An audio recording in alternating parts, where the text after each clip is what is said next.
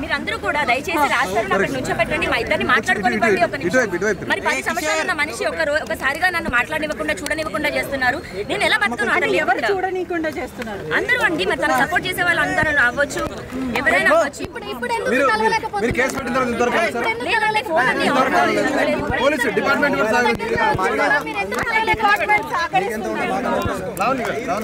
ఏమి తప్పు చేయని మనిషి ఎందుకు తప్పించుకుంటాడు?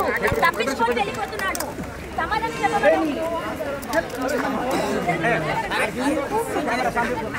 వెళ్ళనివ్వండి, వెళ్ళనివ్వండి, వెళ్ళనివ్వండి. మీకు పెళ్ళైంది కదా, మీ భర్త మిమ్మల్ని వదిలేస్తే ఏంటి? నా భర్త నన్ను వదిలేశాడు, నాకు నా భర్త కావాలి, నాకు నా భర్త కావాలి. అన్నీ అయ్యాయండి, 10 ఏళ్ళు ఉన్నామండి. 10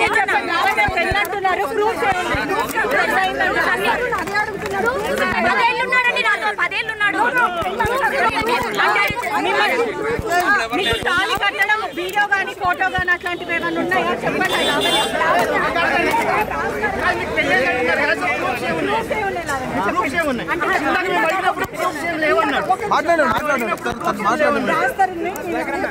పెళ్లి గురించి రాస్తారని ఏం చెప్పాడంటే చూపించిందా అని అడిగాడు. మేమిద్దరం లవ్ మ్యారేజ్ చేసుకున్నాం, మేమిద్దరం మాత్రమే ఉన్నాం. మేము పెళ్లి చేసుకున్న 3వ నెలకి మేము పెళ్లి చేసుకున్న సెల్ఫీస్ ఉన్నాయి, సబ్మిట్ చేయడం జరిగింది. పెళ్లికి సంబంధించినవి గుడిలో నా మెడలో తాళి ఇలా కట్టినప్పుడు మేము ఇద్దరం దిగిన ఫోటో ఉంది, అది సబ్మిట్ చేయడం జరిగింది. అవి సబ్మిట్ చేయడం జరిగింది. 10 ఏళ్ళు నాతో ఉన్నాడు, అదే పెద్ద ప్రూఫ్ అండి. అన్ని ఉన్నాయి, చేసేసామండి, అన్ని సబ్మిట్ చేసాము, అన్ని చేసాము. కేసు అయింది, ఎఫ్ఐఆర్ అయింది. ఇప్పుడు నాతో నిన్న పడుకున్నాడు, నాతో నిన్న తిన్నాడు, నాతో అబార్షన్, అవన్నీ పెట్టాల్సిన అవసరం లేదండి. అవి ఏం జరిగాయో అవి మేము కోర్టుకి ఇచ్చుకుంటాము. అవును, డెఫినెట్ గా 2 సార్లు చేయించాడండి. పిల్లలు అప్పుడే వద్దని 2 సార్లు చేయించాడు.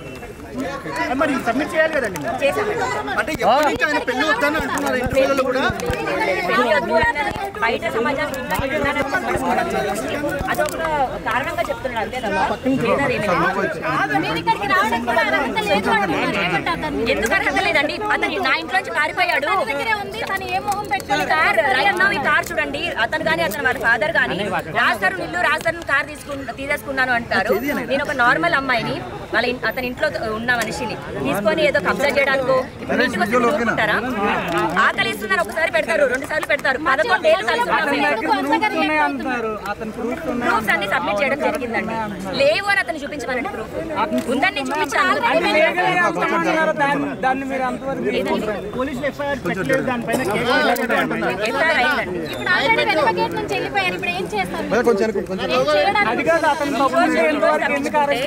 ఈ రోజు తప్పించుకుంటే రేపు దొరుకుతాడు కదండి, రేపు వెళ్తాను. అతను నాకు సమాధానం చెప్పనంత వరకు నేను వదలను.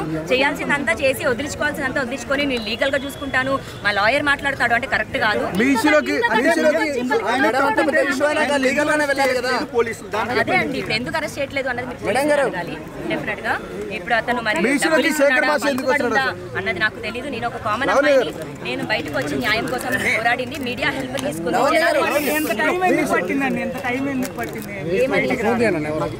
నాకు 10 ఏళ్లలో ఇప్పుడే కదండి నన్ను వదిలేసింది. ఎప్పుడు వదిలేసి పెళ్లి చేసుకున్నామని బయట ప్రపంచానికి చెప్పనంత మాత్రాన